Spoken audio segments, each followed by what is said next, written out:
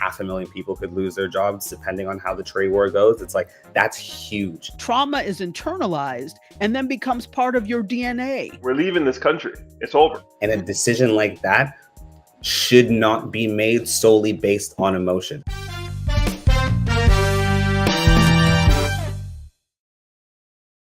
What is up, everybody? It's Dr. Vibe here, host and producer of the award-winning Dr. Vibe Show, the home of Epic Conversations, and I'm the host of Epic Conversations 2018.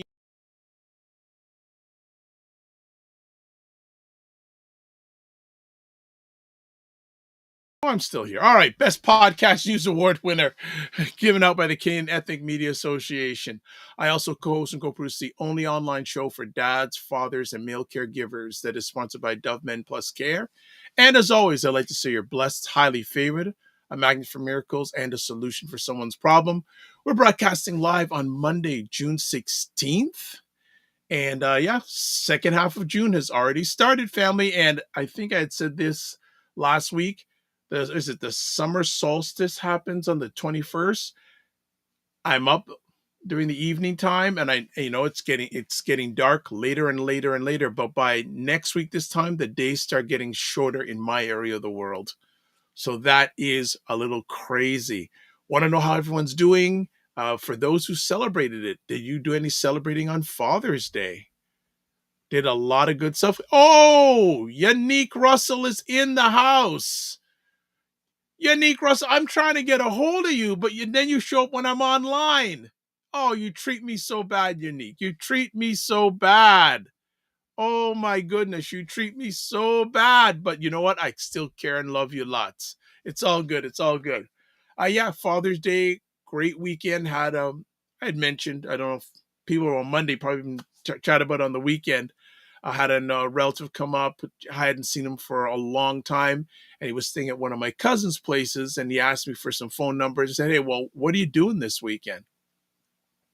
And he said, oh, I'm just coming in, hanging out with a cousin for a bit. So we had the opportunity to hang out at my dad's place for a little bit. Then he stayed over at my cousin's place last night. And then we all got together yesterday, went out, had some good food, celebrated Father's Day with my dad.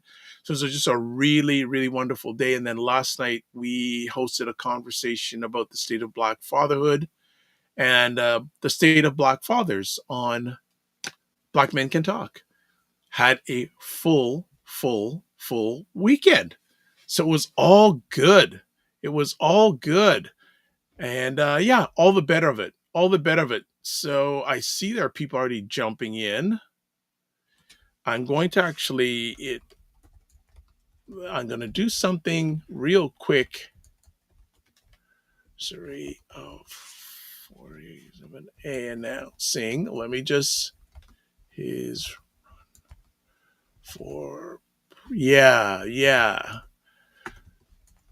I'm just doing this in real time because, again, for those who don't know, we're running a new software, so we're fooling around with it and seeing how it's happening. So I'm just going to do something in real time in a little bit, but we're going to be fine.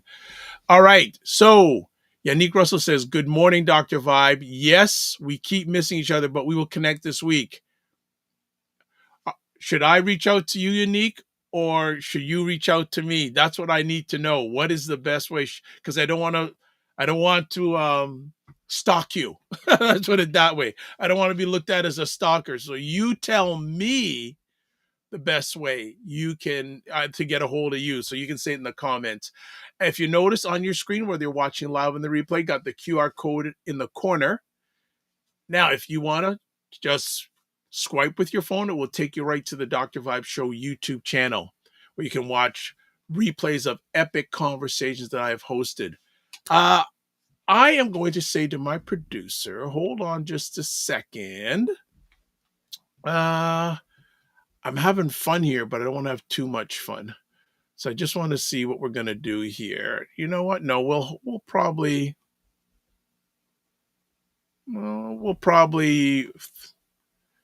Yeah, I'll do it verbally. All right, I want to ask people. Today's the 10-year anniversary of something. Do you know what it is? What's the 10-year anniversary of today? And if I don't get any answers, I'll give you clues as we go on. What is it? I didn't realize. Well, I found this out yesterday watching a show online. It's a 10-year anniversary of something. Let's see if anyone has any guesses of the 10-year anniversary of. People going, what? Like it's Monday morning. Matt Duffy, good morning, Matt, says the 10-year anniversary of 10 years passing. I like that, Matt. That's cool. Yes, I know. It's nice answer, smart answer, but not correct. Let's see, does anyone else have any guesses? Let me give a hint. It's the 10-year anniversary of a certain individuals who is a lot of people dislike, announcing that he was going to do something. So what is it? He's a gentleman that's very prominent. Many people talk about him all the time. 10 years ago, he announced he was going to do something. Not the greatest way of giving the clue, but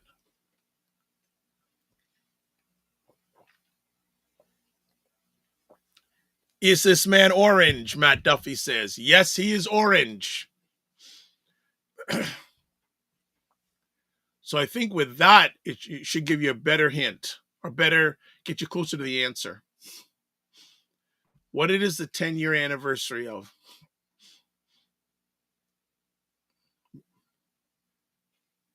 What is it the 10-year anniversary of?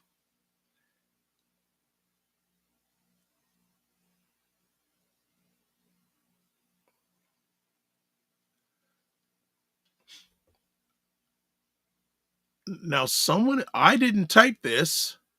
47 becoming president? No, but close. Wow. This is interesting. Is someone taking over my account? Because I haven't written any of this stuff. So that's interesting. All right.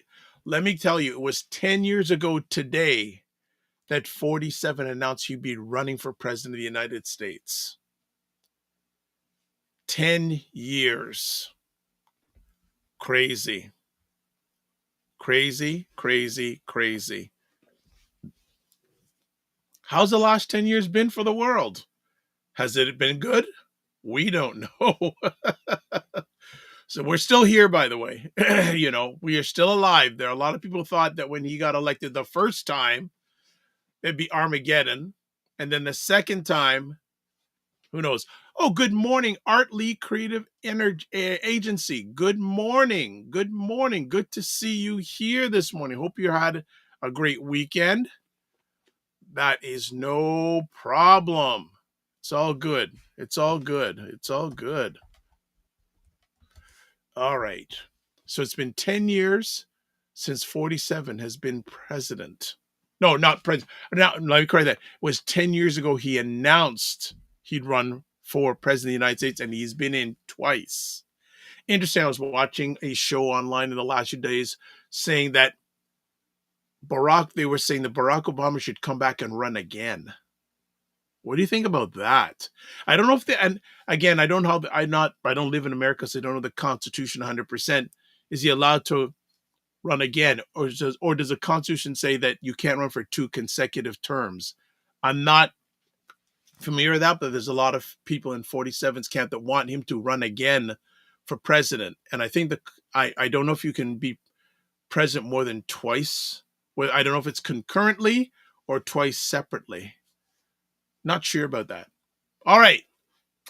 We are going to go. Okay. Yannick Russell says, I will give you a call for sure. Good. I'll be waiting for your call. Fantastic. All right. We have another epic conversation happening today. In the next few minutes, we're going to talk about international real estate. Oh, Matt Duffy says, I don't think the second term people can go for a third, but I know 47 is wanting to try and break that rule. Yep, he's a rule breaker. Now, sometimes rule breakers can be good, but not all the time. And a lot of people say the rules that he is breaking are not good for the country of America. So that is the take. All right. We're going to be talking about international real estate today. And one of our two friends is here. I'm wondering how our other friend is doing, but we have Ray McMillan. And for those people who've been around for a minute or an hour, Ray used to come on the Morning Vibe Monthly and talk about real estate, mortgages, etc. His plate is always full, and he's also pulled back a bit, but he is now just more into development, international real estate. But he does make time. He does make time to come and hang out with us. And we have always epic conversations offline. Sometimes you'd like to hear those, but those are vault conversations. Those stay in the vault. They ain't coming out. So Ray will be back, and hopefully LaLa Key will join us. I don't know what's going on with her this morning, but I hope she is okay. I'm just going to check my phone. I did send her a message. So let me just see if I'm going to check in to see how she's doing. Okay, haven't heard from her, but at least we have right here. So we'll be back in 30 seconds talking about international real estate. Have your questions ready because I've got a lot of them. We'll be back in 30 seconds. Aisha K. Staggers and LaLa Key are in the house. What is up? The thing that Democrats should take away from the loss isn't what Harris did wrong so much, so as what they did wrong. And I'm going to tell you right now, we are the ones who are going to have to save our own selves. Don't be looking for some white man to come and save you. The people who created the phrase "stay woke" are like woke ideology. We would have never put those together. And then what is that ideology? Oh, you mean differences? Oh, you mean people who aren't like you? Yes, that is Primetime Saturday with Aisha K. Staggers and LaLa Key. At least on Saturday, she was here. And they're on every Saturday afternoon, 5 p.m. Eastern Time, 2 p.m. Pacific, trying to make sense of the nonsense that's going on in America. So a few more comments. We've got Raul Adams says, good morning, everyone. Good morning, Ray.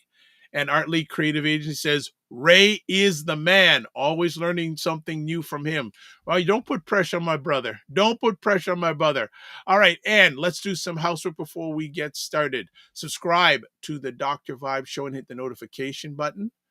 And we're close to 1,840 subscribers. We're just a little bit away. So if you haven't subscribed, please, if you're up to it, subscribe on the Dr. Vibe Show YouTube channel and hit the notification button so you get notified of upcoming epic conversations. Also, like the Dr. Vibe Show on Facebook, LinkedIn, and Instagram and TikTok. Join the Morning Vibe Discord group. Email me at dr.vibe@thedr.com. And you can also click on the link that's in the Discord, that's in the on the screen there, which is Discord, and advertise your business product or service on any of the platforms that I'm a part of. Please email me at dr.vibe@thedr.com. And then finally, Indie Soup TV, which is powered by our good friend Dr. Tachi out of Fort Lauderdale, Florida. It's an independent content creators platform with about 25 to 30 independent content creators. And what you need to do is go subscribe to it because they have almost 30,000 subscribers in the last 14, 15 months. So we are good with that. Now, we have two friends. LaLa has just showed up. So she's gonna put stress on my producer, but we're gonna talk about international real estate today. So we have two friends up. We have Ray McMillan and LaLa Key. So let's see if we can get them up on our screen. So there they are. What is going on? What is going on? You got to unmute yourselves. Well, part of being international is learning when your time is. I have clients from overseas. I have clients in California. Yeah. So this morning I start off with, wait a minute, what time is it? So good morning, everybody. Oh my goodness. Well, you are here. Have no fear. LaLa is here. And Mr. McMillan, how are you? Are you happy to see LaLa? It's been a while. Good morning, guys. Good morning, Lala. How you doing, Good man? morning. Good I morning. Good guess to you were see 4 or 5 you, Ray. hours into your day already. Yes, I am. I've already put in my 7 miles this morning. Whoa. Oh man, that's good. I didn't get a chance to do mine this morning, but tomorrow I'll be back on the grind. Excellent, excellent. I like your new app, Doctor Vibe. This app is a little friendly. Oh, okay. Okay. Well, getting It's a good. little friendlier. Live stream. StreamYard didn't wasn't necessarily always very good to me. You know what I mean? But this application here, it seems to be a little more user friendly. Well, you know So what? I'm like. The learning curve is a little bit steeper because I was so used to Streamline, but myself along with producer Matt, we're mastering it as we go. And as I said, for everybody, one of the nice features is you see above myself, Ray, and Lala's picture or image, there's a QR code. So if you want to find out more about any of us, take your phone, scan the QR code. For Ray, will take you to the McMillan Group website, and also for LaLa, will take you to her website. So that right there is an advantage that we have. I like that. That's a great feature. Yeah. Love it. All right. So let's get to it. I want to ask both of you, what inspired each of you to get involved in international real estate?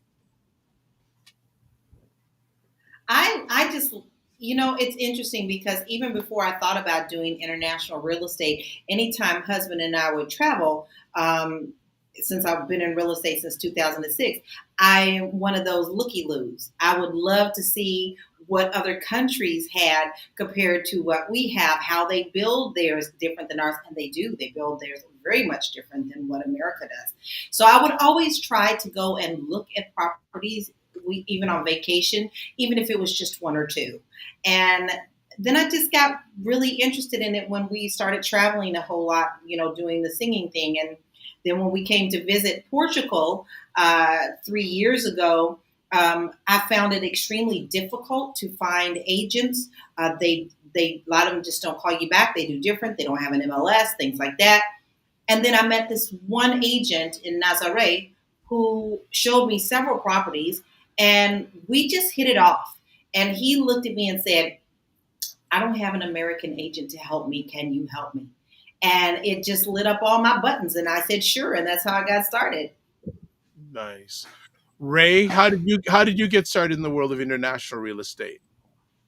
Very similar to Laura. Mine goes back a lot longer than 20 years. I grew up in the Caribbean and we traveled a lot as a child. So I've spent my Easters in Trinidad. I lived in Guyana after coming back from England with my mom when I was a young child. Spent my Easters in Trinidad, Port of Spain. We moved to St. Lucia. And being in South America, we were close to Suriname and Venezuela and that sort of stuff. So, I did a lot of cross-border travel from a very young age, a lot of international travel from a very young age. And quite like Laura, I'm not a tourist, I'm a traveler. So when I get somewhere, my first focus is if I get stuck here, like, the Robinson Crusoe family, can I adapt and adjust and just stay? So I've always had an approach to stuff. And when I moved to Toronto back in the 80s, it was quite a learning curve, going from living in a home to an apartment. Most people in Ghana in the 70s and 80s lived in their own homes. Apartments were not very frequent. I'm working with clients now when I started my own business, small parts of the world.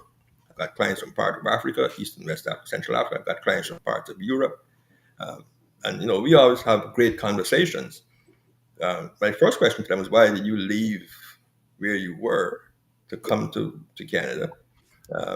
And what is it like there? And I remember speaking to a client a few years ago from Colombia, and they were talking about Medellin, you know what I mean? And when you think of Medellin, you think of cartels and drug trades. And then they pulled up some photographs and stuff. This is about probably 10 years ago. And started to show me a lot of stuff in Colombia. You know, from then I just got more and more curious of what the opportunities were outside of North America. Um, and the plus to it, it costs a lot less to live in other parts of the world. And I'm pretty sure Laura can attest to that, being in Portugal. There's a lot less cash outlay living in other parts of the world. And people want the information. They want advice. They want to know how to make that move, when to make that move, and where to make the move to. You know, so there's a lot of research involved in guiding clients through that process. Nice, nice.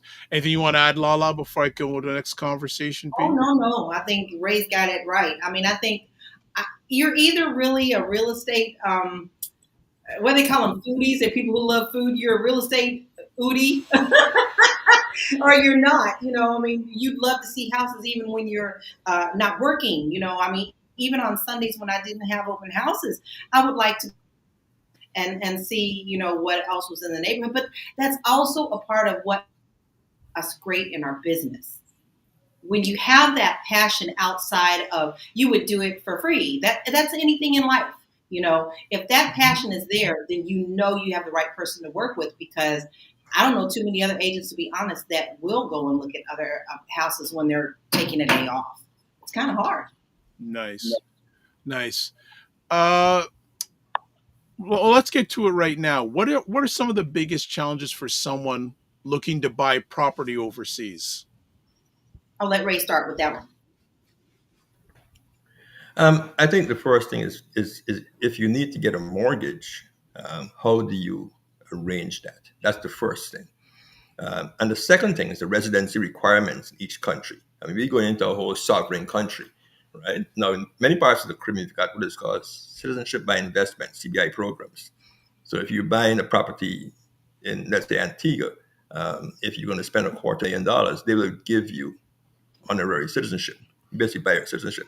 But I think the mortgage thing is the biggest challenge. I mean, there are many parts of the world, particularly parts of Europe, people buying homes cash, then that's fine. Understanding the legal ownership is held. In some parts of the world, you can't own property if you're a foreigner. So you may love the place, you know, but you can only rent there and many parts of Asia are like that. You can only rent. You wouldn't be able to buy. You've got to live there for X number of years before you can buy property there. So understanding the country that you have an interest in, and understanding what the requirements and limitations are. LaLa? That's why I wanted Ray to start, because those two things are the most difficult for people to understand, or that's their first question. You know, there are a lot of people who want to move abroad. They want to be world citizens, but how do you buy the house? In America, you get a mortgage. You don't have very many people who are walking around with that much cash.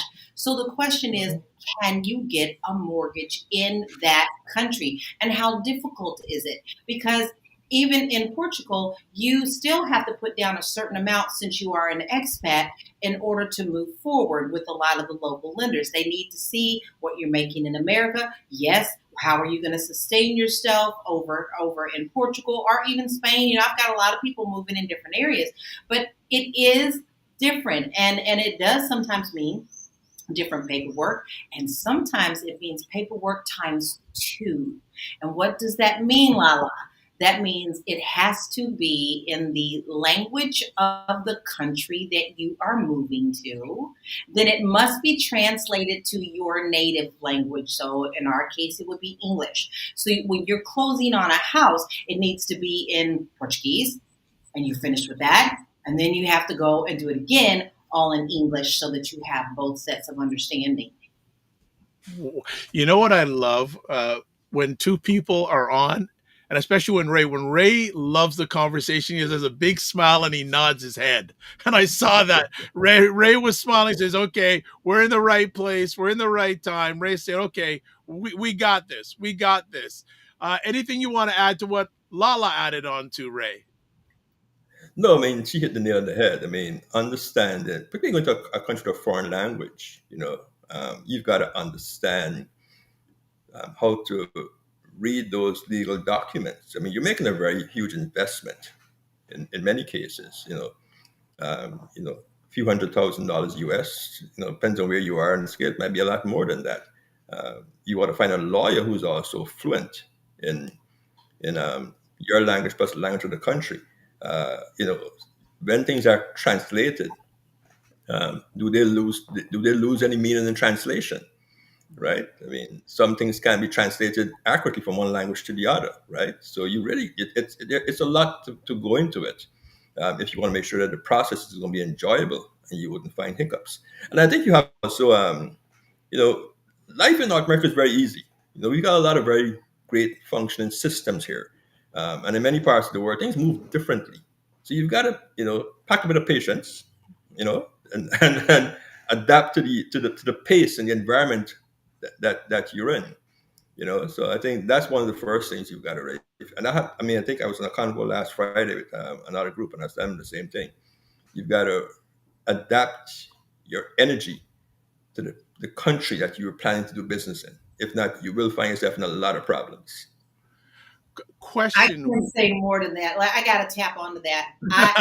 If you guys don't leave here with anything today, what I want you to remember more than anything else is put your American away.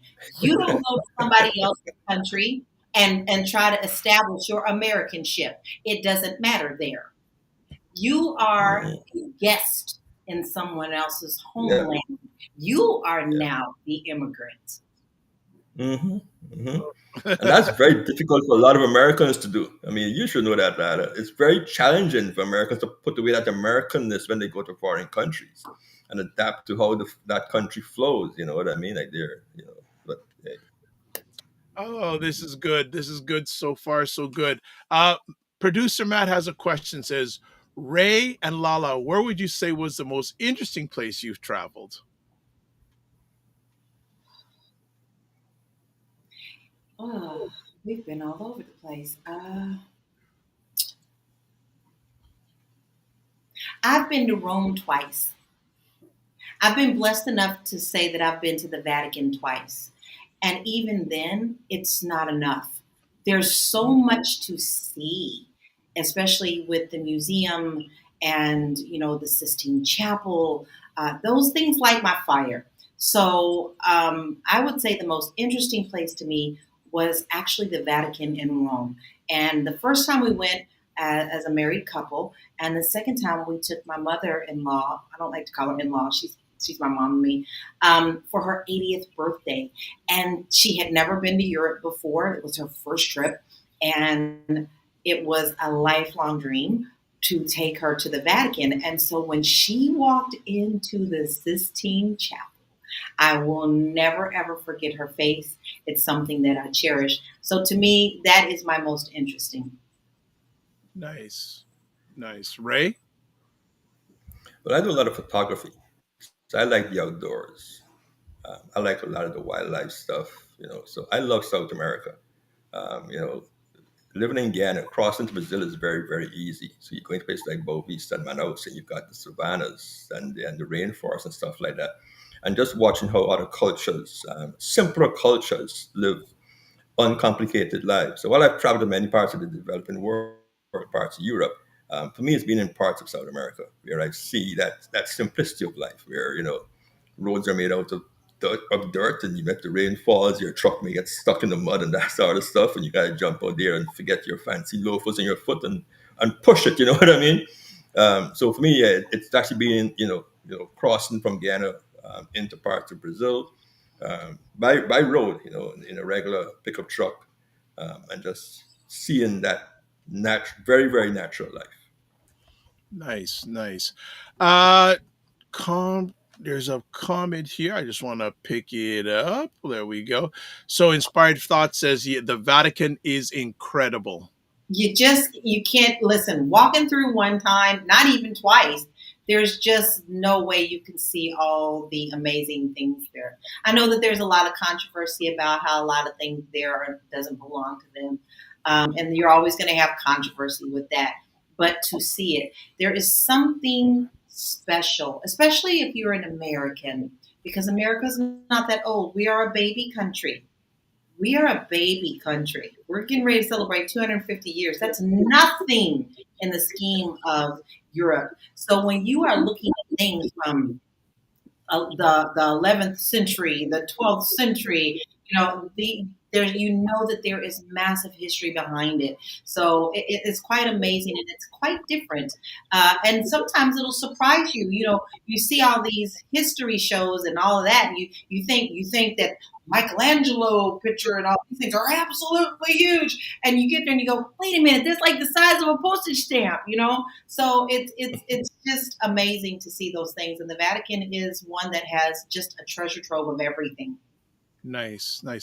Let me ask both of let me do a reset. We're here with Ray McMillan and LaLa. We're talking on the world of international real estate. If you have questions, bring them in. Inspired Thought says, nor does television do the Vatican justice. True. There you go. Even though it seems like it's a long time ago, but maybe it isn't, how has the world of international real estate changed post-pandemic?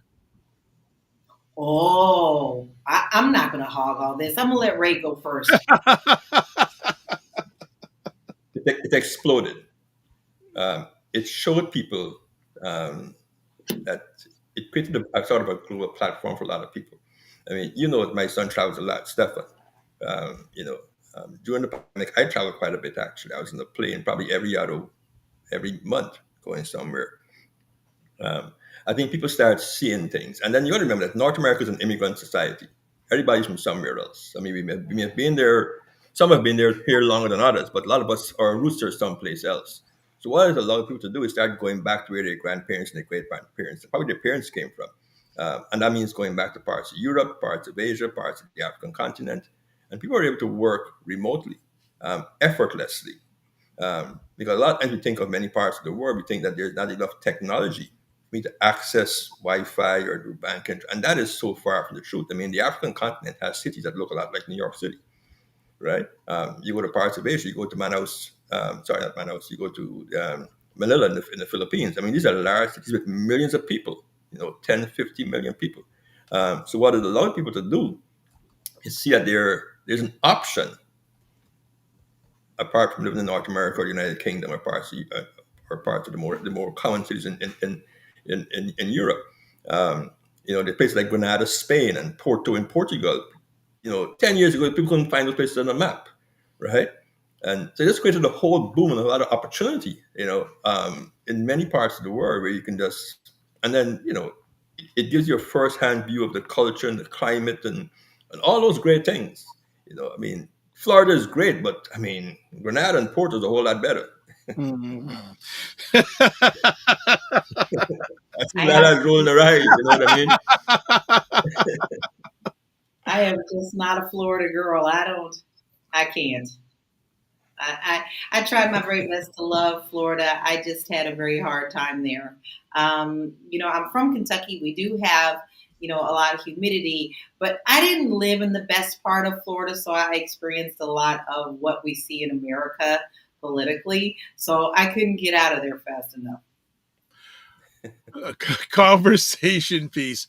Are there places where foreign ownership is especially easy or difficult? Well, Portugal is very easy. You can buy without citizenship in Portugal. You're kidding. You can buy a property. And they'll also kind of help you a little bit if you're trying to buy a ruin and bring it back to life. There are plans for that for a lot of little villages that they want to have them thrive again. When you come into Portugal, there's a lot of little bitty places that are just so quaint and beautiful. And you have these beautiful homes that they remodeled right next to a ruin. And they're trying to bring more people in for that.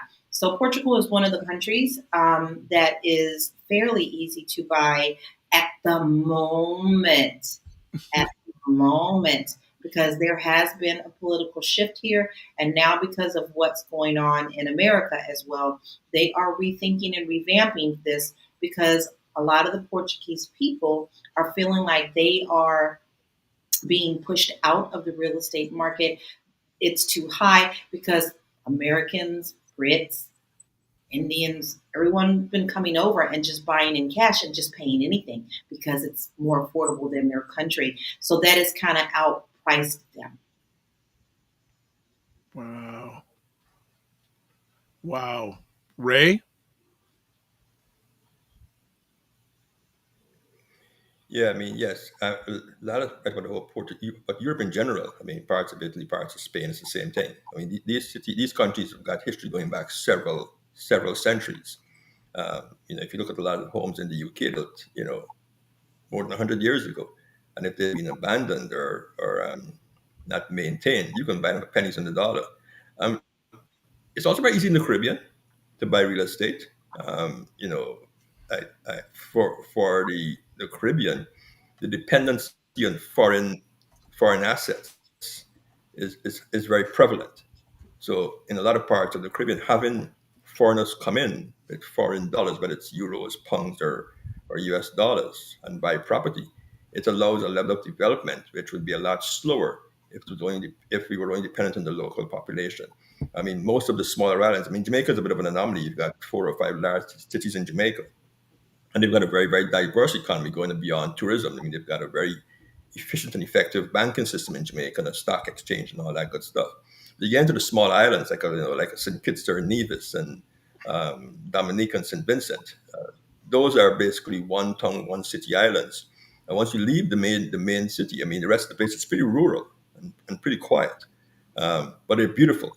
So the challenge with building in the Caribbean, if you leave the major urban core, is getting materials out. You've got to get stuff on trucks. You've got to use small vehicles. It takes you a lot longer to build. But once one person starts to build, then more people come, particularly the expats and the foreigners. I was in Grenada for a few months, I think about a year ago, and I was in the northern part of the island, and I stumbled into this very, very quiet enclave. And when I walked in and saw the homes that were being built there, I was blown away. I mean, you had these homes sitting on a beachfront. Everything around was very rural, but in this little enclave, about probably like a 4 or 5 acre enclave, you had these beautiful homes right on the water, where you can watch the sunrise and the sunset. But yeah, it's a lot easier. You've got to remember you've got the U.S. dollar is a pretty strong currency. It's pretty much accepted almost anywhere in the world. And when you convert, if you sell an asset in North America and move to parts of Europe or parts of the Caribbean, you might not get a lot of pushback. There's no real political pushback to Americans buying in the Caribbean, and hopefully there isn't. I mean, the Caribbean needs access to those dollars. Okay, let me ask then also, what makes a good investment in international real estate? That's tough because it depends on what country you go to, really. It really does. In Portugal, everyone loves the ocean. So anything along the Silver Coast, Lisbon, Porto, Nazaré, you're going to get coastal. But then there's also huge benefits when you move inland because that's where they make the wine production. And it's also a little bit closer to Spain. So in Portugal, it is about your location, location, location. And unlike some countries, there are still a lot of standalone homes here, whereas there are some countries such as, Rome, that they're all apartments. It's very hard to get a single family home outside of the city, and city limits. It's so congested. It's still kind of free and country here, but it all depends on what country you're going to and what is of the most importance, and the tax benefits. Okay. Anything you want to add, Ray? Yeah. I think it depends on your purpose why you're buying the property. Are you buying it as a second home? Are you planning to relocate? Are you buying a vacation property? I use the analogy, the what, the where, the when, the why. Like what do you plan to buy? Are you planning to buy a villa? Something that you can live in part and rent part of it out. Where you want to buy it? You want it away from the maddening crowd and all the noise. You want to be in the midst of all the happenings. You want to be out on the beach somewhere. As Laura said, you want to be close to the vineyards and that sort of stuff. So the where is very, and the why. Like, why are you buying this? Do you plan to be there? Do you plan to be there just a month a year because your current lifestyle doesn't allow you to be there, and then have the place as it sounds like, okay, what am I planning to do with this? Do I want to pick it up? And that's why it's very important when you plan to buy somewhere else that you speak to someone who's actually boots on the ground there. I can advise you, what the options are. I mean, I have had clients when they want to buy a property somewhere, and they have no clue what the short-term rental rates are in that environment, right? And it's not hard to get that information. You go to any short-term rental website and put in your description, your home size, and the amount of amenities, and your number of bed, and you can get a pretty good sense of what your revenue will be. But I think it's very important to have a game plan because, I mean, the challenge with buying real estate where you aren't from originally is that if things go sideways, it can become a very, very costly mistake. Nice. Nice. Got some more comments here. Good morning, Opal Inspired, who's in the house. Follow her creations on her YouTube channel. And Unique Russ says, great insights. Opal Inspired is going right in saying, how expensive is the cost of living in Portugal? Well, let me tell you something. It depends on where you choose to live. The cost of living over here is much less than what it is in America. Now, let me tell you, we just got back from Kentucky. Eggs, that's one of the things that we definitely watch over is, let's see, we bought 18 eggs and it was $9 at the regular grocery store. In Portugal, you can get 24 for $4. So that kind of gives you a little, and you might have a little chicken feather on it because it's not gone through all that processing. All right. So that's an indicator to tell you the difference. Now, places like, or cities like Lisbon and Porto and the Algarve, which is the southern part of Portugal, they are more expensive than when you are buying outside of those areas. Those are like your New York Cities, your Los Angeles. I would say Lisbon is compared to New York City. I would say Porto is like LA. And I would say Nazaré is about normal, right in the middle of it all. And so it just depends on where you live. Now, the Algarve, most expats, and I hate that term. I really do hate expatriate because I'm not an ex-American. I'm not an ex-anything. I'm a world citizen. But, when you're buying in places like Algarve, where most of the expats settle, you're right back to America prices. So it depends on where you choose to plant your roots. Nice. All right. I think Ray. I want to make a comment on something that Laura just said, Dr. Vi. Yeah. She mentioned the word world citizen. And that's very, very important. I always see myself as a world citizen. I am British born, but I'm not British. I'm Caribbean raised. You know what I mean? And I think it's very important today for those of us who have the ability to get multiple passports to get them. I'm a big proponent of that. I mean, we have a lot of these off-camera conversations where I talked about that a lot. So if you've got Caribbean heritage or European heritage through a grandparent or a parent, I would strongly recommend you get that passport from that country. The freedom it allows you, it gives you so many options in life that, the sky's the limit. My mother's Guyanese, my father's Canadian. I spent 35 years in Canada. I currently live in Florida, and I was born in the UK. So I've got, all these options when it comes to where I want to, put down my next stake, right?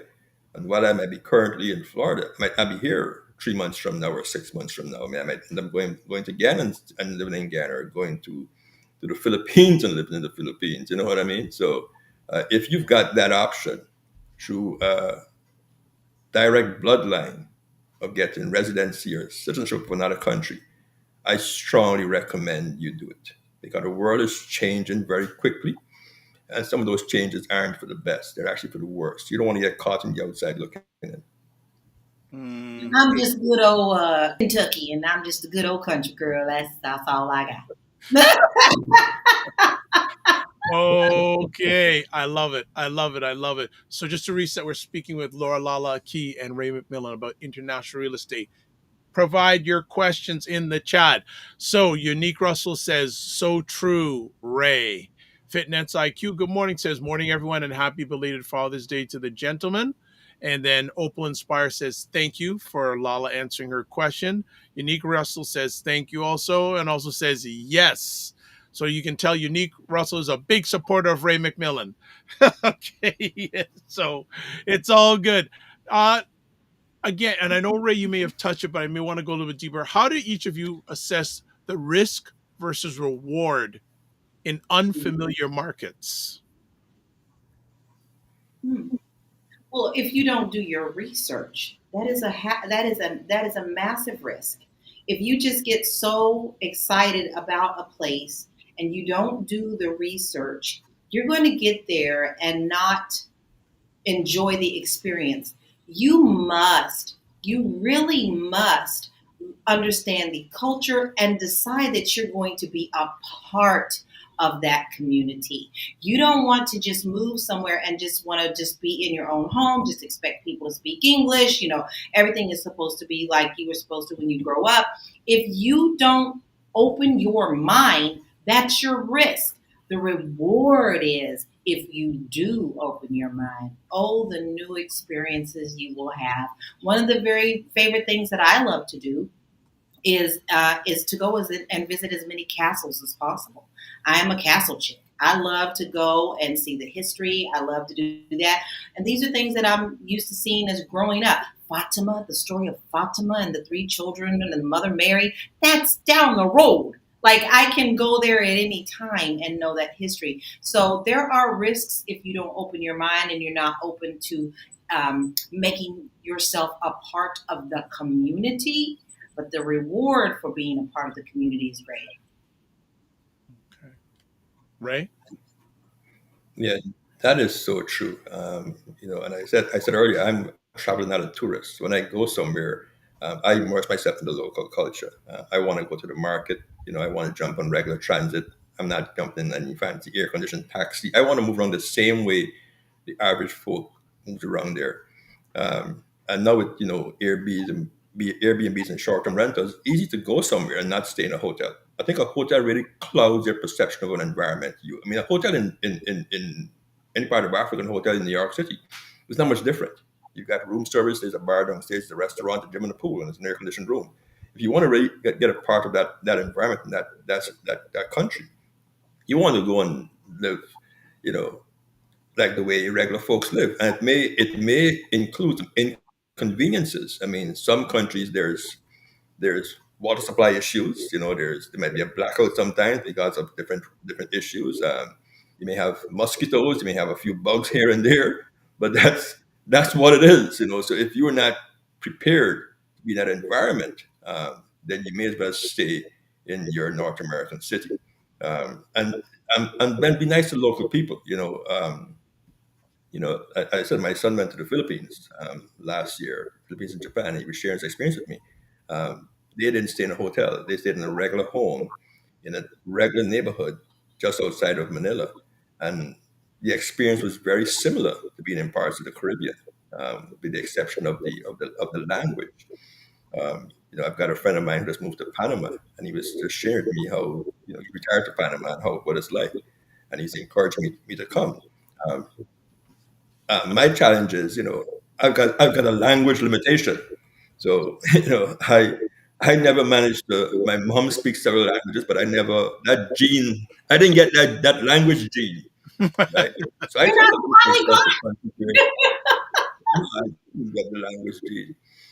You know, so I tend to go to places where there's some amount of English being spoken, um, because and I'm going to use Laura's term. If you live in an expat community, where everybody from you is from parts of Europe or England, France, they may speak some of English, but if you really want to enjoy life in that country, you got to be able to speak the local language because the expat community can be very, very cloistered. It's like very, very controlled environments, and everybody has a similar background, similar lived experience. If you really want to be on the ground and do regular things, you would have to be able to speak that local language very fluently. I want to be able to talk to my market vendors or my fish vendor and get ideas on what kind of fish to eat locally and how to cook it and that kind of stuff. You know what I mean? And the fact that market might not give you that experience. Nice. Well, she's in the house. Dr. Tati says, good morning, all, and also says she loves this conversation. Well, that's why you're here, because it's a great conversation. For both of you, are there tax implications for owning property abroad? I'll let Ray start. I'm not a tax accountant. There's a disclaimer. Let me give you that first disclaimer. But if you plan to buy property overseas, now some countries require you to file an income tax return if you spend more than a certain amount of time in that country. The Canadian and U.S. government require you to file tax returns once you leave, even if you leave America. If that property is an income generating property, you may have to report that income to the IRS or the CRA. So I would suggest you sit down with a tax accountant and a tax lawyer who understands international tax laws and have a very serious conversation. And anytime you change the use of the property, you pivot. You want to have that conversation with them because you may make a change that may appear to be very, very simple, but it could have long-reaching implications with the tax bodies in both Canada, the US, or even the UK. So I'm not going to dig too deep into that part of the conversation. I mean, I've got assets in the Caribbean, in Guyana. I've got assets in Canada. I've got assets in the US. So my tax return is very, very complicated. All right. And I always have to say, just like Ray, we are not tax professionals, so therefore, we're not allowed to advise you on that. But you do need to make sure that you have a full understanding of what that means for you, because in each country, as we have said before, and we cannot drill this home enough, there are different implications that you may have with that. In Portugal, yes, you do pay property taxes. And then it also depends on what you're doing with that property. And if you just assume that you're going to come over and live there maybe half a year and then Airbnb it out maybe the next 6 months, you better do your research very hard, because even in some areas, they go back and forth on if you're allowed to do Airbnb and not. Europeans are very exhausted with people coming and buying properties and then turning them all into rentals. And that's a tax implication as well. So understand that what you're going to plan to do with that property, and then consult a local, not an American, you want to make sure you speak to someone who speaks your native language as well, so they can help understand what that implication is going to be with those property taxes in whatever country you move to. Love it, love it, love it. All right, so and I love what Laura's with the property taxes. So I'm Dr. Webb. Like here in Florida, for example, in parts of the US, you always call it homestead taxes. So if you're going to live in a home, your taxes are homesteaded, and that property tax amount annually is significantly less than if that property is going to be occupied by a non-resident, or it's going to be an income property. And I mean, I got blindsided a few years ago when I started buying property in Florida, and I saw these taxes were $800 a year. And I'm like, oh man, this is sweet. And then I started putting tenants in those properties, and my tax bill jumped up to almost $3,000 a year. That's like a 400% increase, right? No, I didn't know that. I mean, I just learned that the hard way. No, haven't had that experience. I can share it with you. So, and I'm pretty sure it's probably the same thing in many other parts of the world where there's a tiered property tax system for local residents, foreigners, and for the type of use of that property, whether it's owner occupied or it's an income generating property. You know what I mean? Good stuff. So up on the screen there's where you can get a hold of LaLa. And also I'll ask my producer to put up Ray's contact information if you can. And you, again, if you're watching this live on replay, if you have, I think they call these a smartphone, and you can swipe the QR code above each one of them, and it'll take you to their contact information. So if my producer could put up Ray's contact information, that'd be great. And while we're doing that, I have another conversation piece.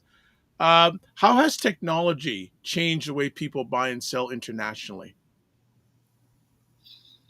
It depends. Because I will, like I said earlier, it's not like buying in America. And I can only attest to speaking to Portugal right now, because they have the technology, but it's not like it's the same guidelines that we have in America. There are places that you could go and look for houses, but it doesn't necessarily mean that house that you see is actually listed with the person who put that on there. So you don't really know who you're getting on that side. There is no MLS, multiple listing service in Portugal. There's just these websites that you could possibly go to. And then, of course, you can go to dedicated places like the company that I work with is IMO Nazare. So you can go and see all of their listings that they have, all of their projects. Now, those are the ones you want to look for. But just going on and expecting that you're going to find a thing equivalent to Redfin and then really get someone that you can work with or someone you can trust on those websites, I do not advise.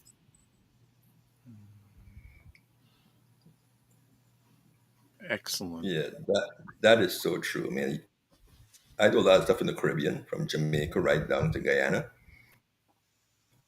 And there's no real sophisticated MLS system in the Caribbean. So Jamaica's a little more sophisticated, probably Barbados. And there's a couple of real estate companies in parts of the Caribbean. I think Keller Williams is one of them that has managed to get into the Caribbean. In Guyana, it's a very raw system. You've got to be careful with fraud also, because there's no way of doing searches online to confirm who owns the real estate. A lot of sales in the Caribbean are done privately. So you're underground and you drive past a property, you see a for sale line in front of the property, particularly land. You know, land is still sold in a very, very basic way in many parts of the Caribbean. Somebody's going to stick a lot in a phone number. They're going to tell you it's X number of feet wide by feet deep or X number of acres. You've got to get a survey done to confirm that it is what it is. Grade is very important. I mean, a lot of small Caribbean islands are very hilly and mountainous. So, you may see a land that's an acre and a half and it looks flat, and you get there and 3/4 of the land has a grade that you can't build anything on. You know what I mean? So I think you wouldn't get the same level of information in the Caribbean. I'm talking right down to Guyana in South America, as you will get here in North America. You just go online, put in your price range, put in your description, what amenities you want, and you're going to find 40 houses that fit your criteria. You've got to find somebody on the ground who knows exactly what you're looking for and who knows the environment very, very well. And you will have challenges. Okay, good stuff. Good stuff. We've reached the top of the hour, and hopefully both of you have a few more minutes to hang out with us. Are you okay? Yeah. Oh, I'm fine. Oh, Yeah. good stuff. Good stuff. I'm coming off my Father's Day high, so I've got a lot of time. Good stuff. So Unique Russell says that's correct, and also various requirements to maintain your residency status. This is an interesting handle. The American IRS. Hello, everyone. I heard we are talking about property taxes. Anything to you two have to say about property taxes when it comes to international real estate? Each country. We can't advise on every country, But like Ray said, and I also lived in Florida. I mean, that's still my home of residence. There is, just because a state doesn't have certain type of tax things, you better pay attention. Ray warned you. He already told you. Is there a homestead? Is there things like that?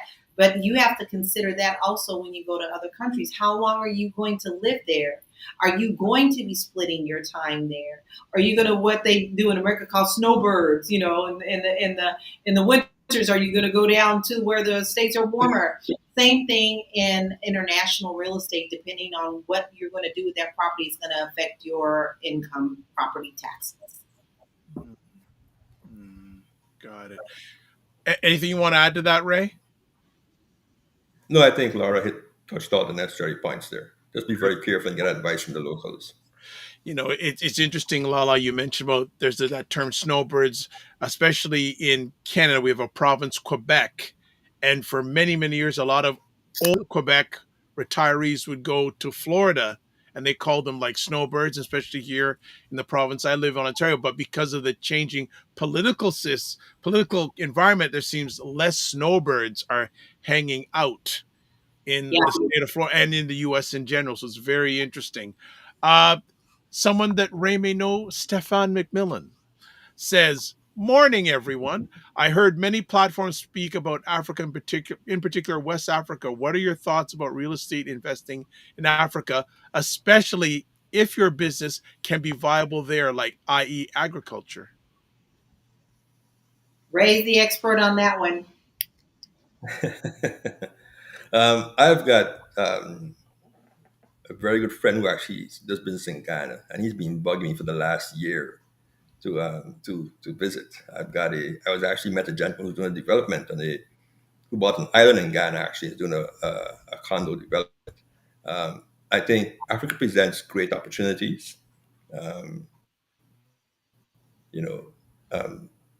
Again, with the African continent, you've got to be very, very cognizant of politics and those sorts of things.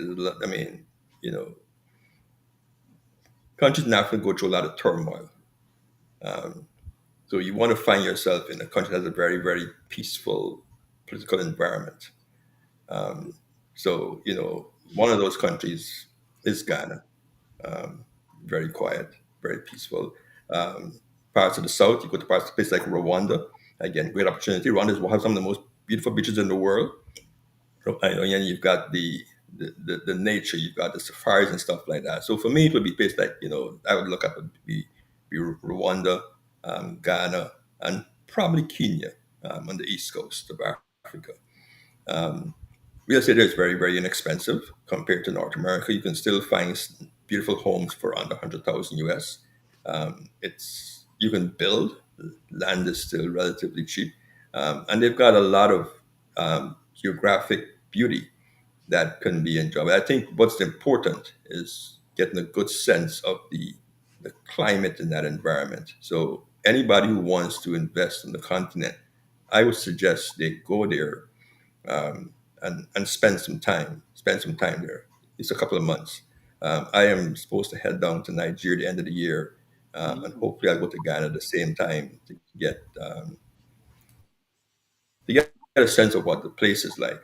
And you got to be very careful. I mean, these are very populous countries. The African countries don't have small populations. They've got very large populations. They've got very large cities. So if you're looking for a quieter environment, then some large African, the challenge is the time to travel to the continent. You're looking at 20-hour flights. You're flying through parts of Europe. You're probably going to fly if you're in the US or Canada, you're probably going to fly across France and fly to the country you're going to. So you've got very, very long flights and costly.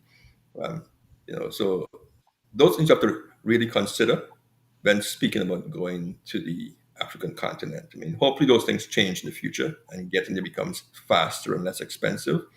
But that is also a consideration for me. I'm based out of Florida. And the reason that I'm here, because I can fly from Florida to anywhere in the Caribbean or Central or South America very, very easily, and then back to Toronto in my offices. And I can be in Toronto. I mean, it's 10 o'clock. I can be in Toronto by 4 o'clock this afternoon and have dinner with Steph and Dr. Vibe, you know what I mean? Or I can fly down to Guyana and be in Guyana by 8 o'clock tonight, or even before that, Right. very, very easily. So, it depends on if you're an investor or you've got family connections in other parts of the world, then where you end up is not just only a price decision, but how do I move around once I get there to get back to my different bases very easily and very inexpensively. That's also very important. Nice. Very, very important. Like, when I'm doing my business in LA, because, I'm still licensed in LA, Florida, Denver, all those areas. In LA, a flight over to Europe is so much longer and so much more draining than it is when I'm flying out of Orlando. Got it. Dr. Tachi asks, are there any countries you are all considering investing in? I'm definitely into Portugal. I love Portugal. I love the people. I love the culture. I love the different areas. I'm definitely investing in Nazaré because it's a quaint little village. And not only that, if you don't know, it is the home of the largest waves in the world. They have national competitions here. The little town never goes to sleep. But still yet, when you walk up and down the streets, you people know you. They wave at you. When you are learning their language, when you are immersing yourself into their culture, they are the neighborhood that I'm used to growing up in. I call my little town in Prospect, Kentucky, my village. That's what it feels like when I am in Portugal. So I'm investing there, and putting energy there is important to me. And then also another investment in Portugal would be inland, closer to the actual the Dourado Valley that does the port wine.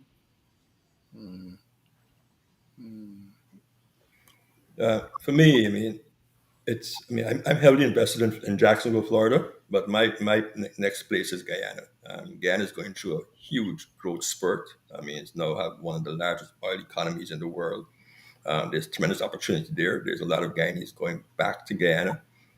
So we got a consulting company. I've got a business associate in Guyana. We can consult in anything from developing small multifamily units to building custom homes. We do sales for folks who want to sell their properties there or buy properties there. So yeah, my primary focus outside of Jacksonville would be Guyana. And then I've got a connection to the country. My bloodline is Guyanese, so when I go there, I'm home.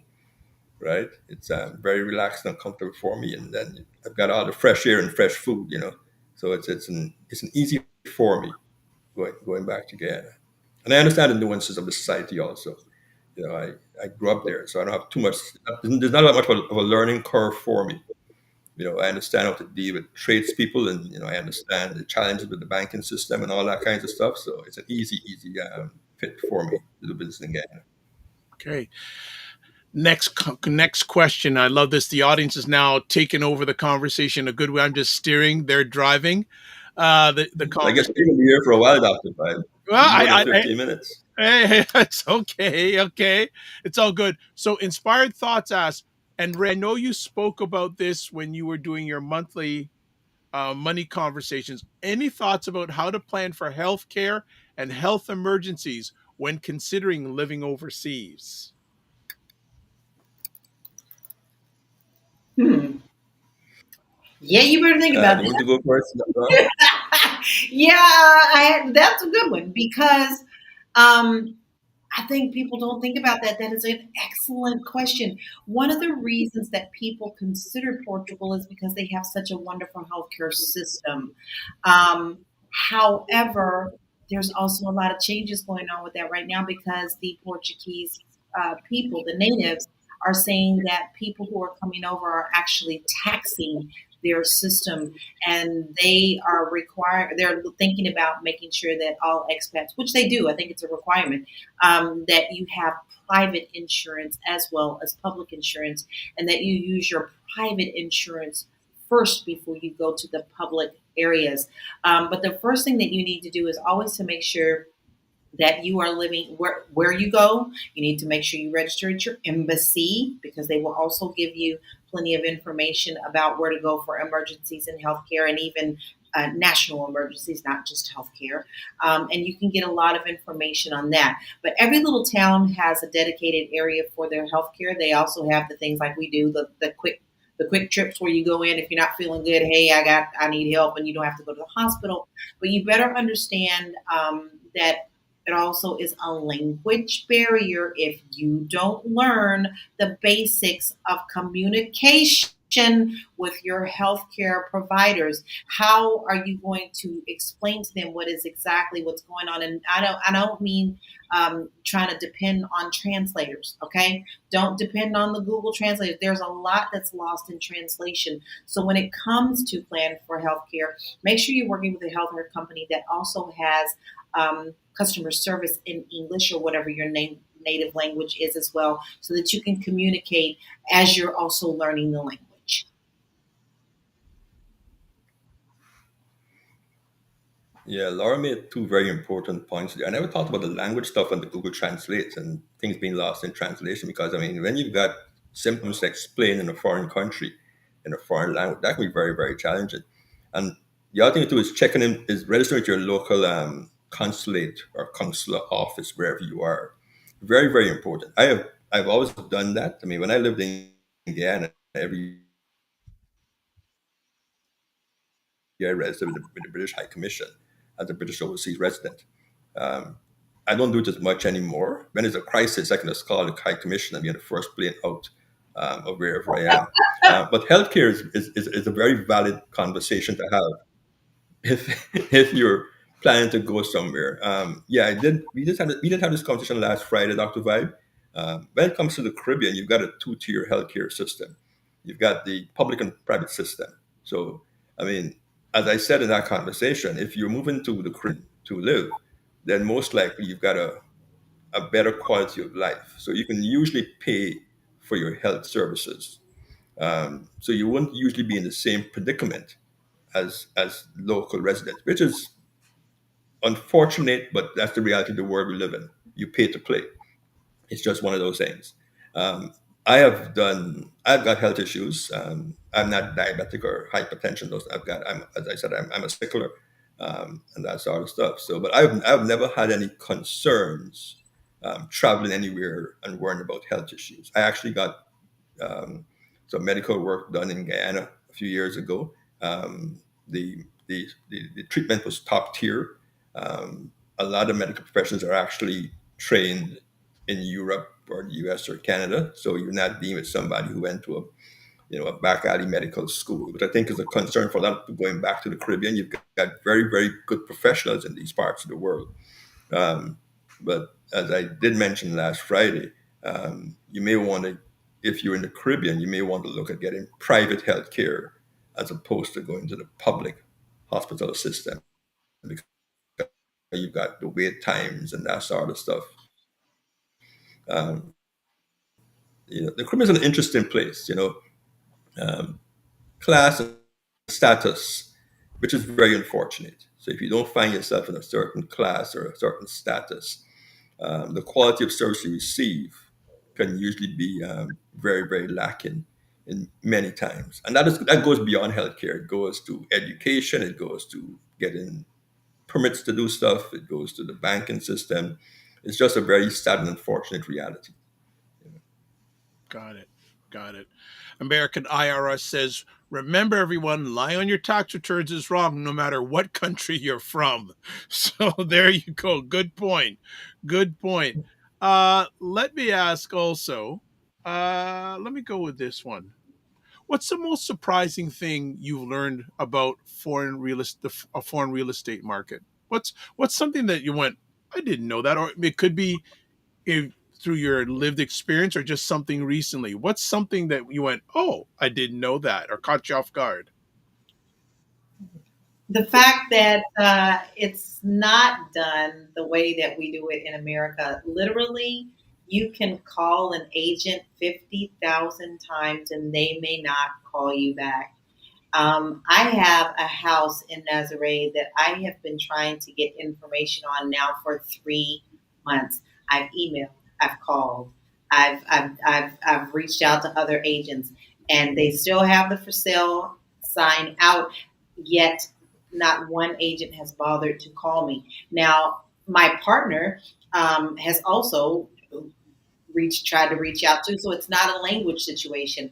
It really is a hey, do I need to really sell a house this month or not type of situation.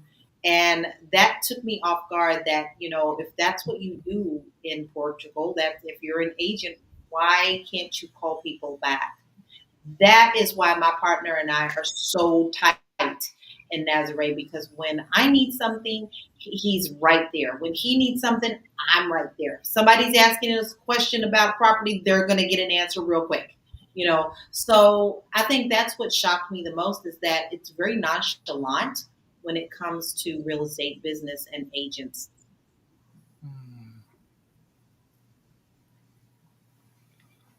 For me, it was the fact that many of the agents in many parts of the Caribbean, there's no licensing process, there's no education process. You just get up and say, I'm going to become a realtor or real estate professional. There's no governing body. So if there's a challenge with poor service, or there's fraud or that sort of stuff, I mean, there's very, very limited recourse. I mean, a lot of the agents are trying to change that. I know in Guyana, for example, they've now got a real estate professional association, and they're working to streamline the whole process, because we've got a lot of foreigners buying in the country. And if you're coming from North America or Europe, you're accustomed to a certain type of system, and you're accustomed to recourse if things don't go the way they should go. Excuse me. You want to have some kind of governing body to address the issue. So that was a bit of a surprise. I knew that there's a lot of organized chaos in many parts of the world once you leave North America and Europe. But, that was a bit of a surprise how easy it was. You just get up and say, well, I'm going to sell real estate.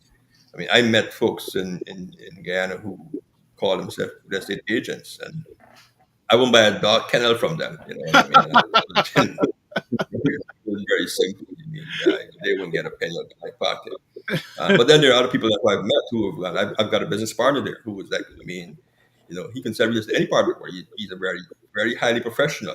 He's got a very extensive educational background. He's got lots of experience, and the moral compass and his credibility is off the chart. You know what I mean? So I'm not making a generalization here. I'm just saying you can't go to many other parts of the world expecting the exact same business model, as you have here in Canada and US. You've got to make sure you do some homework and, get in touch with the person who's selling the most homes locally and get a good referral from somebody who actually has done business there.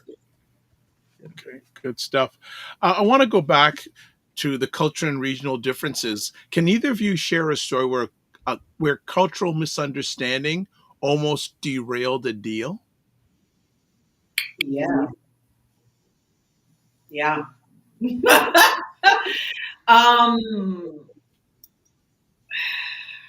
Contractors are a challenge in Portugal. One of the main issues that I hear from my clients is that, the timing, the communication with contractors is the biggest challenge. There was a client of mine who wanted to have all of her floors replaced. She researched the contractor, thought she had gotten good. He seemed perfect. They got into the project, and instead of it being 3 months, it turned out being a 1.5-year project, and he botched it. And you're talking about 3 levels of house of floor issues. So the main thing with communication that I have found in Portugal is finding contractors and ones that have good reputations, and even if they do, what is their policies for their work?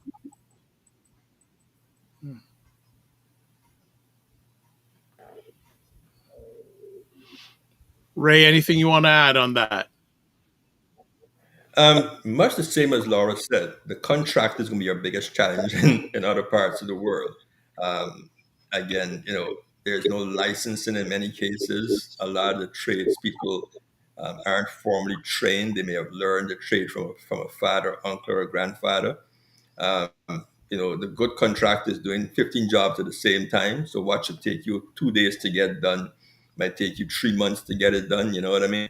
Um, and when it comes to building, if you're building, I can speak to the Caribbean now. If you're building to a North American specification, that's you're building a home in the Caribbean with a Florida design or a Florida footprint.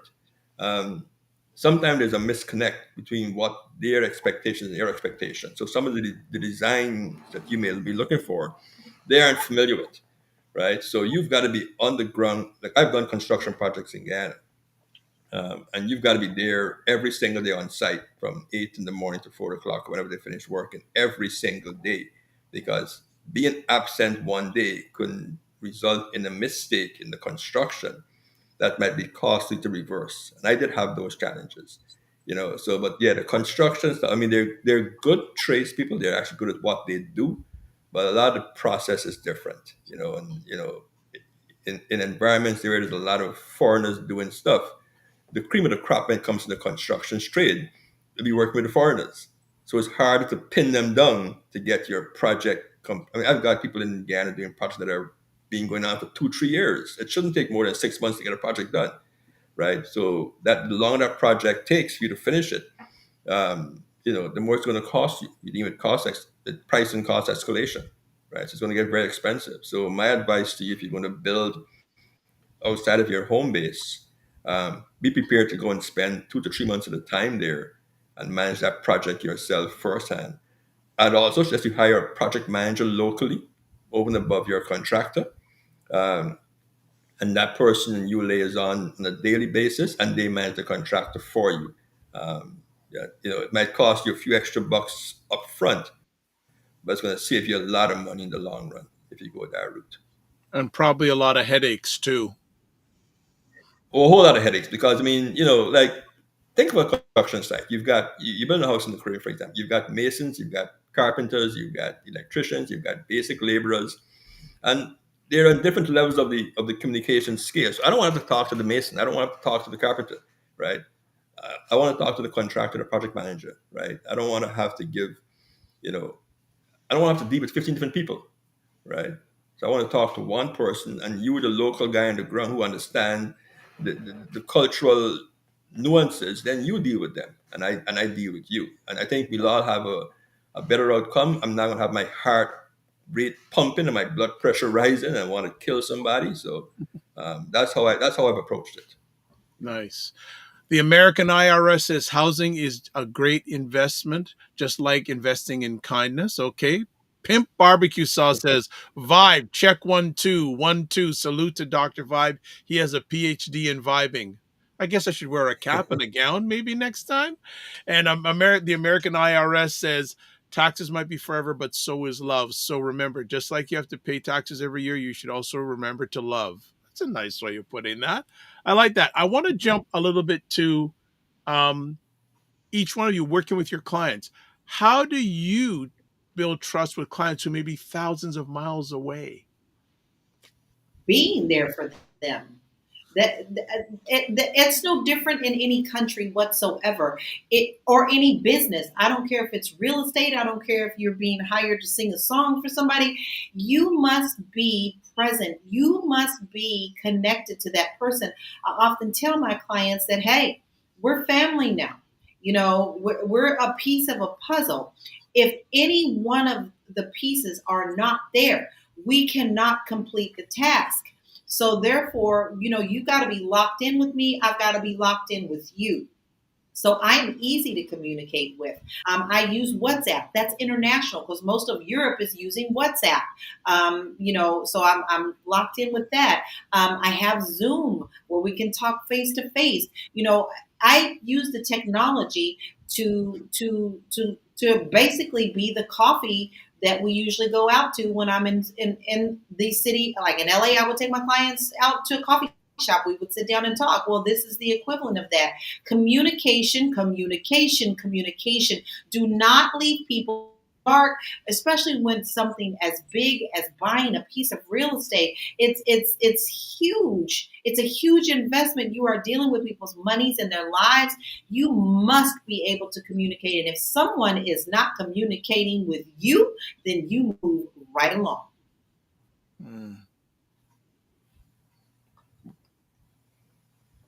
Yeah, I mean, the technology makes a huge difference. I mean, we've got, the WhatsApps and the Zoom and the Teams and all those great things. So you can be anywhere in the world and have a conversation. I use what's called the 50-10 rule. My client meetings are usually 60 minutes long. I spend 50 minutes getting to know each other. We have conversation. We share about myself. We share about you. I get a sense of, the family dynamic, your what the interests are. So I can better advise you how to do it. I mean, the business part of business is very basic. I spent 30 years in the mortgage brokering space before I got into I've always been in the real estate space, but I spent 30 years as a licensed mortgage broker in Toronto. And that part of it is very simple. You've got a piece of real estate, you need to borrow money, and that's a 10-minute conversation. Mm-hmm. The more important conversation is getting to understand you as a person, what your short and long term goals are, what the expectation is. And the same thing real estate. I mean, if somebody's going to move from one part of the world to another, have a really deep conversation. I was sharing with on Friday that I miss being in Toronto because I'm not close to my kids anymore. And there's a level of isolation when you get into international travel and living internationally. Now, I've experienced it firsthand. So it may sound all fancy to go and live, somewhere else because you're tired of the cold or the winter, what the case may be. But then there's also the side of how do you, on those days when you want the company of your family, you can't just jump in your car and go and see them.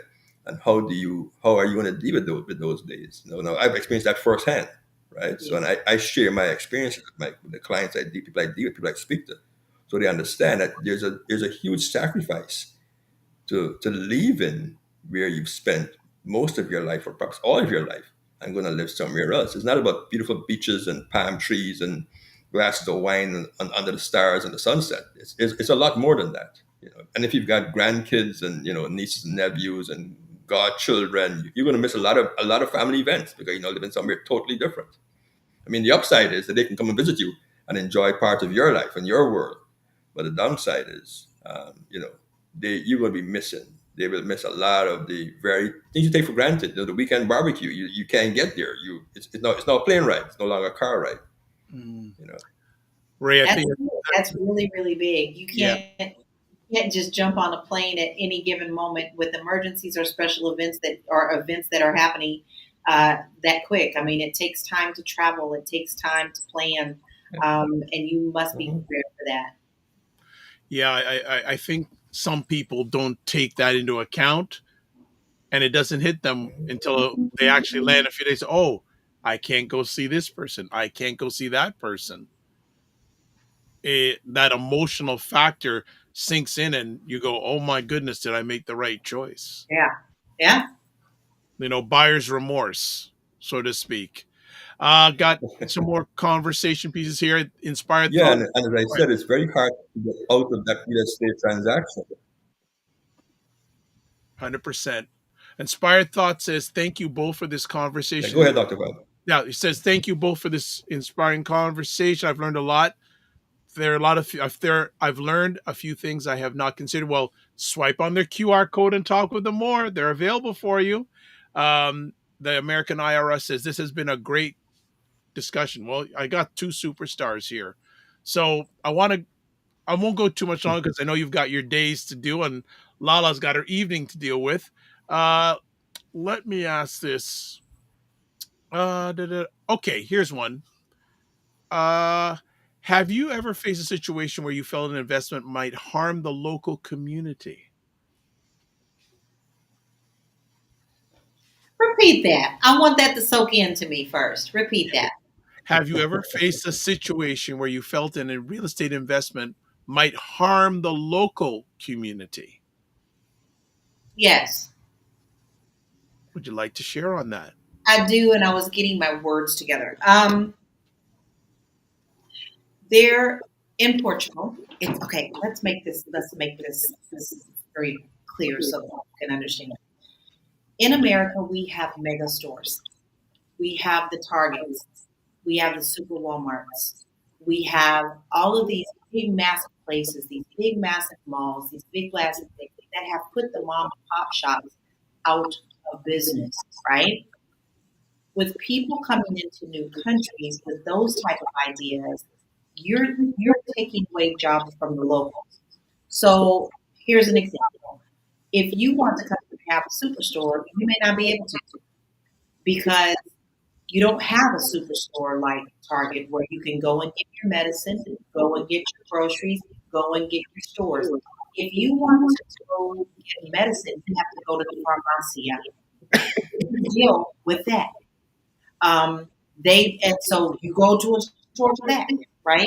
There are some stores that are international, like Intermarché, that have all those in one location, but you can't come over here and just assume that you're going to open a huge shop that's going to cater to everything because they take into consideration how that's going to affect community and local business people. So I have actually seen people try to come and do that and it backfire on them because people want they don't want that. They want that personal individual way of going to get something done. I want to go have keys made. Well, I'm not going to go to the local mall to get that done. I'm going to go to the key maker. Like there's a key maker. There is a like an Ace Hardware store. Like you can't come over here and just bring what you think should be all in one center and expect that not to affect the community. So I have seen that, and I've actually seen a lot of those businesses fail because the community rejects that. Ray, anything you want to add? Yeah, that's very important, very, very true. And a lot of these smaller, rather quote unquote simpler communities, there are a lot of people whose lives who depend on very simple businesses, like a local bakery or that sort of stuff. For me, in Ghana, is the design of properties. I mean, Ghana is known for its historic architecture. So Guyana's had a history of a lot of Dutch architecture. So a lot of the homes and buildings that were there were built out of amazing local woods with amazing architecture. So while we're close to the equator and the place is relatively hot, you never felt hot in your home where the houses were built. They had very high ceilings, a lot of, they had windows in the ceiling. I remember one of my grandparents had a home that they lived in. They had several homes, but this one particular home, I remember, it was very easy to cool. You had these interesting wooden windows and shutters and stuff like that. Today, a lot of what is being built in the country is being built to the North American specifications. You've got these a lot of glass, steel, and concrete. And while they may look beautiful, I think they take away from the local aesthetics of local neighborhoods. And it puts a tremendous strain on the local infrastructure in terms of, you got to be running AC units 24 hours a day. You got a house that aren't built naturally to be naturally cooled any longer. And that's throughout the entire Caribbean. Where you've got a lot of homes that are now being built, like you got a house in Florida that is locked up and just run its AC all the time. So that's one of the challenges for me, seeing that sort of stuff. And people travel internationally a lot more frequently now, and they've all want the North American comfort. So I think we've got to get legislation in place and zoning laws in place in these destinations that protect the local communities from that sort of invasive type of building and construction. Because the reason I'm going to leave New York City is not to go and live in another New York. I mean, if I want to live like a place in New York, I'd stay in New York City or I'd stay in Toronto. I'm not going to move to Porto or to Grenada or to some small village in the Philippines or Thailand, or move to Nevis or to an island off of Belize to have the same environment that I have here in Miami, LA, California, Chicago. It makes no sense.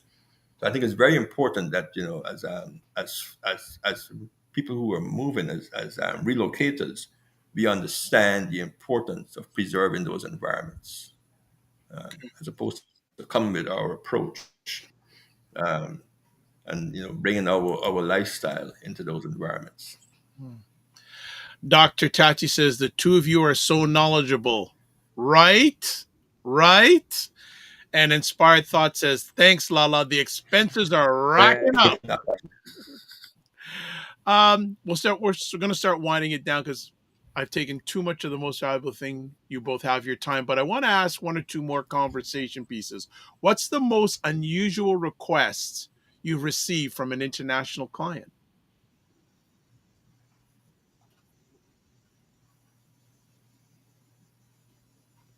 I don't think I have had one. I think, to be very honest, in these 2 years that I've been working with world citizens who are interested to moving to Portugal, every last one of their questions have been genuinely very thought out and respectful.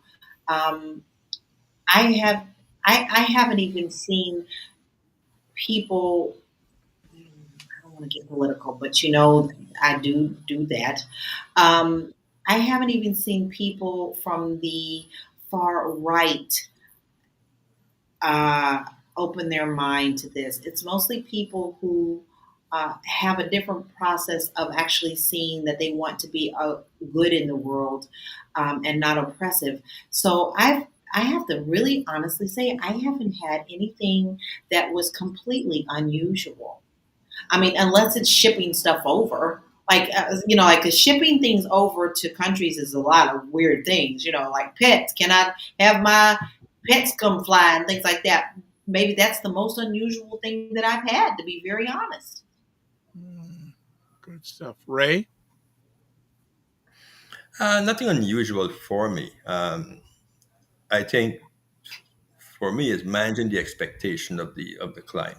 I mean, myself and my associate in Ghana, we sold some property, land, for a client who lived in the U.S. Sold it locally in Ghana, and I'm pretty good at putting a price on real estate. I understand current value, future value, developed value, and that kind of stuff very, very well. And I think some transactions can take a long time in Guyana to get an actual interested buyer. Depends on what part of the country you are.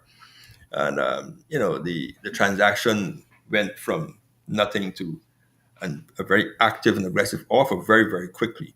And at that point, they wanted acts. I think what they got for the property was very reasonable. But at that point, now they wanted to raise the price on the potential buyer. The acts to come back with a counter offer, so to speak. And I was reluctant to do that. I think sometimes when you make things look too easy for individuals, the greed factor kicks in sometimes. And I was a bit disappointed with that conversation. Eventually, we got him to understand, and we went along the transaction the way it was.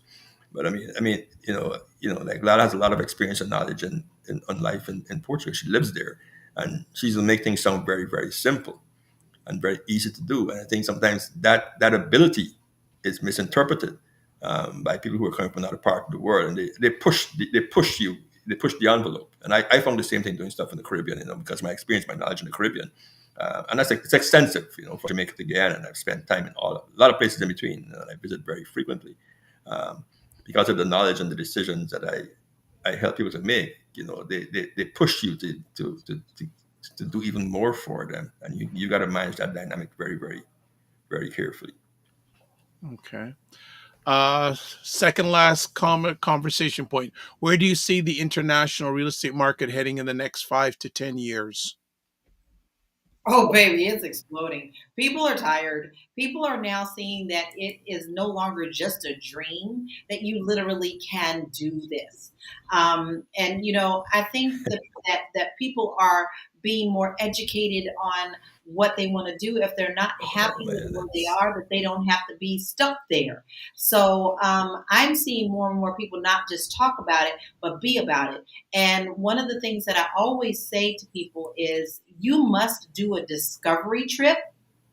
And don't just make it one trip. When you are going to a country and you're seriously thinking about that, you need to stay at least 3 months, at least 3 weeks to a month if you can, to really immerse yourself and do the research that you need. Not just once, but twice, so that you can really decide if that's where you want to be. Really learn all you can before you go. And I'm seeing people doing that.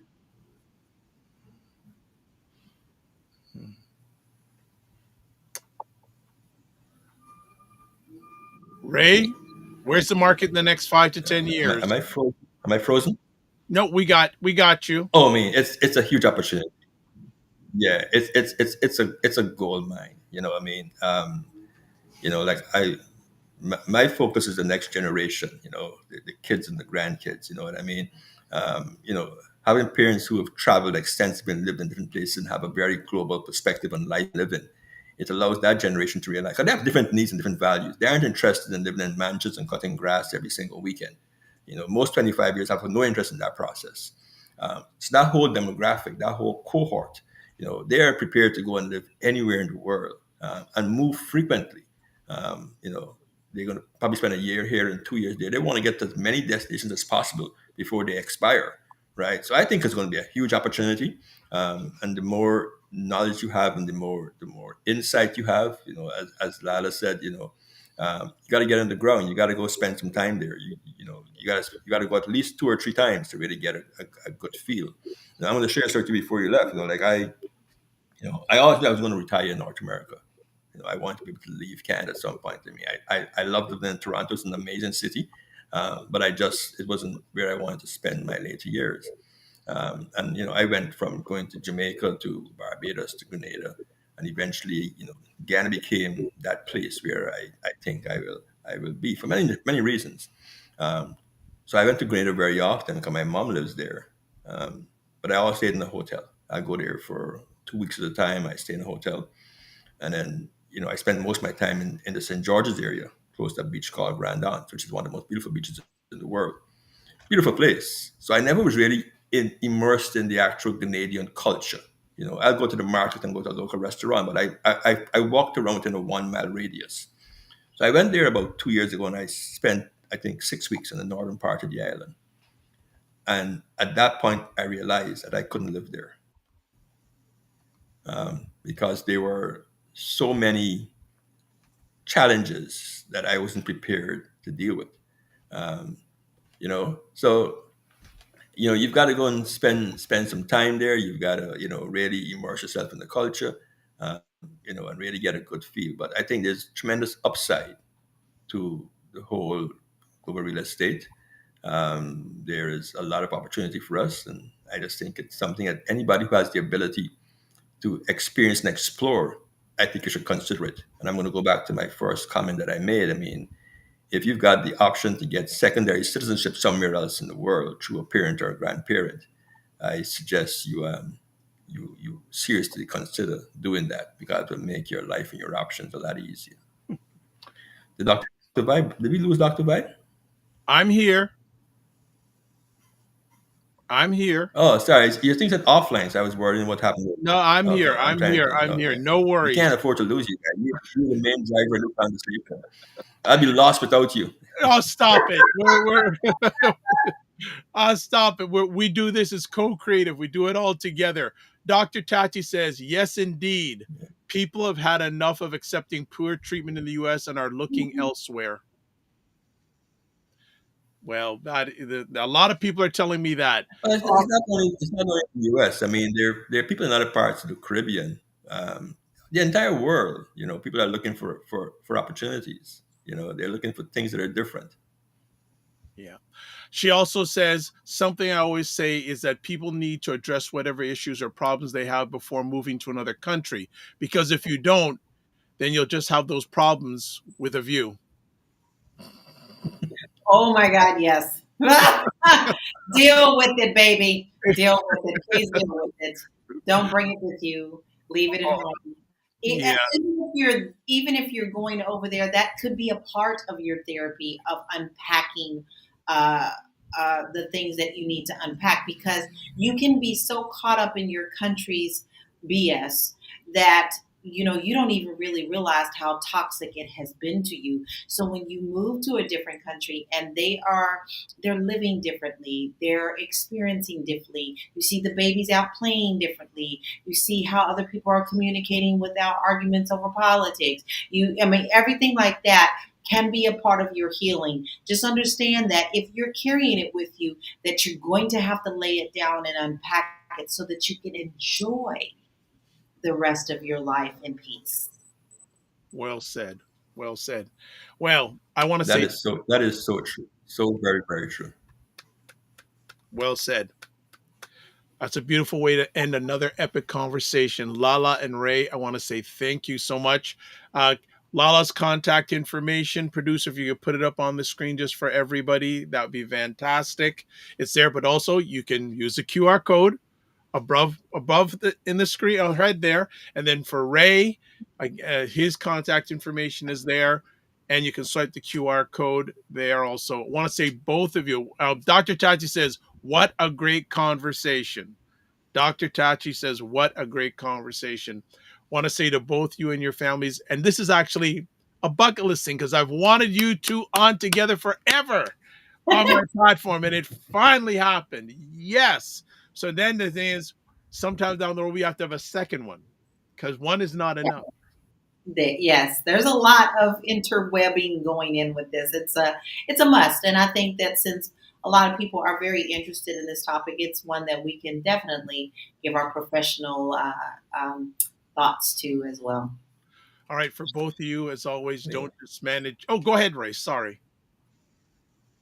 Yeah. Just to expound on what Laura said. That is so true. I mean, like, people think moving is very, very difficult. It's not. I mean, I'm a migrant. I've migrated from many parts of the world since I was a child, and I saw my mother move very frequently for her profession.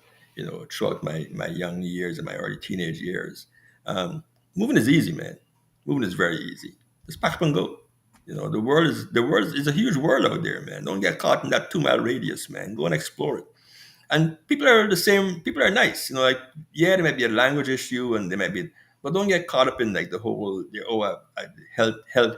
There's no health facilities. Like, man, there are people living and enjoying life in every country in the world, right? They've got their doctors, their dentists, their opticians, and it might be a little different from what you're accustomed to where you are. Like if you're in North America, but don't get caught up in all that hype that you move to some backwater country with no amenities and infrastructure. That is not true. Just go see a few places. Buy a plane ticket and get a short-term rental and just put your foot on the ground and enjoy life. Eat some different kinds of food. You know what I mean? Open up your mind and your perspective on the world we live in. 100%. Well, I always say these days that the best way to learn is either through your own experiences, someone else's experiences, or by traveling. Those three things. So I want to say to both of you, thank you so much. We're going to be in touch. But as always, don't just manage your time, manage your energy, and remember to give yourself grace. And thank you for allowing a dream of mine to come true so much. Well, I'm glad to be here. Thank you for having us. Have a great day. Rest of your day. Be Thank well. you very much. Thank you, Lord, for spending your morning with me. I appreciate it. And I enjoyed it too. Take care, everybody. Bye-bye. All right. So we're going right into now evaluation. So if you are watching this on the Dr. Vibe Show YouTube channel, I'd love you to rate the conversation from 1 to 5. 1 means it wasn't that great. To 5, see, it's already coming up. There you go. So if you're watching on the YouTube channel, just rate it from 1 to 5, hit enter, and we get instant reaction on that. So I'm seeing 5s. Well, I'd expect nothing than 5s. I see if I could add a 6 if I could do that, or a 10. But that is absolutely fantastic. So the people have spoken. Fantastic. Love it, love it, love it, love it, 100%. All right. So that is it today for today's conversation. As always, I want to thank everyone who took time to watch live on the replay. It's appreciated, not taken for granted. So a few last things. Oh, I think we're good. Yeah, we're good. Excellent. As always, if you want, well, not if you want, please subscribe to the Dr. Vibe Show channel on YouTube and hit the notification button. Want to get to 1,840 by this Friday, if we can do that, or tell other people about it, share it out, etc. Like the Dr. Vibe Show on Facebook, LinkedIn, Instagram, and TikTok. Also, join the Discord group. Please email me at drpvibe period, VIBE at the DR, VIBESHOW.com. There's a link on TikTok. And also advertise your business, product, or service on any of the platforms that I'm on. Please, again, email me, DR period, VIBE at the DR, VIBESHOW.com. If you want to get in contact with Ryan Knight, his website is RyanOneilKnight.com. And that's Knight with a KN, not an N. And LinkedIn, Ryan Oneil Knight. Instagram at Ryan.Knight99. Again, Knight with the KN. And also email him, work with me at RyanOneilKnight.com. Website for myself, the DR, VIBESHOW.com. YouTube, Facebook, and LinkedIn, The Dr. Vibe Show. Instagram at The Dr. Vibe Show. X at DR, VIBESHOW. And email, DR. I've said that a few times, email. Let's go to Substack. So Dr. Vibes on Substack at drvibe.substack.com/subscribe. And then on Blue Sky at drvibe.bsky.social. And you can watch replays of this epic conversation on the Dr. Vibe Show on YouTube, Facebook, and LinkedIn, Afro Caribbean Business Network on Facebook, and Ryan Oneil Knight on YouTube. Finally, live your life as a dream. If you can dream it, you can make it. Sometimes you have to get small to get stronger. Block assumptions, then aim bigger, aim better, aim higher, aim wider. Love, faith, and respect. Don't just manage your time, manage your energy. Remember to give yourself grace. And if you're not making money, make history, but try to do both. And then make it better. As always, God bless. Peace to all. Keep the faith while good. And thank you, producer Matt, for making it all happen. We'll talk to you soon. Bye-bye.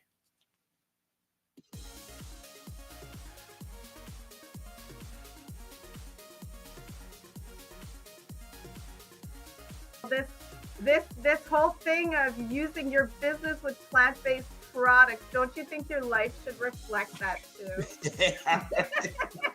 Juke him, Carolyn. Juke him. The family loves us here because they're saying Fitness IQ Can says put a wig on to get in. Oh God! Oh my God! Like the ideas are just coming fast and furious here this morning. What? Okay, look at this. Global Women Ambassador. Good morning. Look forward. Okay.